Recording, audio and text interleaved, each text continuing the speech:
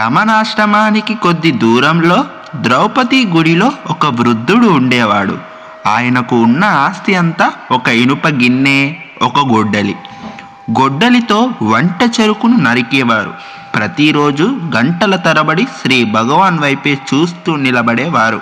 అడవి మధ్యలో ఉన్న గుడిలో రాత్రిళ్ళు గడిపేవారు.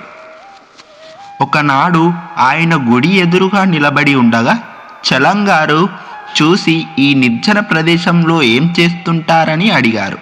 అక్కడే పడుకుంటున్నానన్నారు. ఏమిటి, ఒక్కరే ఇక్కడ పడుకుంటారా? మీకు భయం వెయ్యదు అని ఆశ్చర్యంతో అడిగారు. భయం ఎందుకు అంటూ శ్రీ భగవాన్ కాంతి నాపై ఎప్పుడూ విరజిమ్ముతూ ఉంటారు.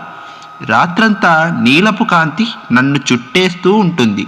వారి కాంతి నాకున్నంతకాలం నాకు ఎందుకు భయము అన్నారా వృద్ధుడు.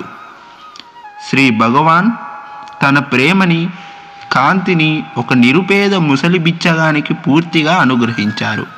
కానీ మేము భక్తులం అని చెప్పుకునేవారు ఈ అనుగ్రహం లభించనే లేదు. ఎలా లభిస్తుంది? అసలు ఎంతసేపు మనస్సుతో పెనుగులాడుతూ ఉంటే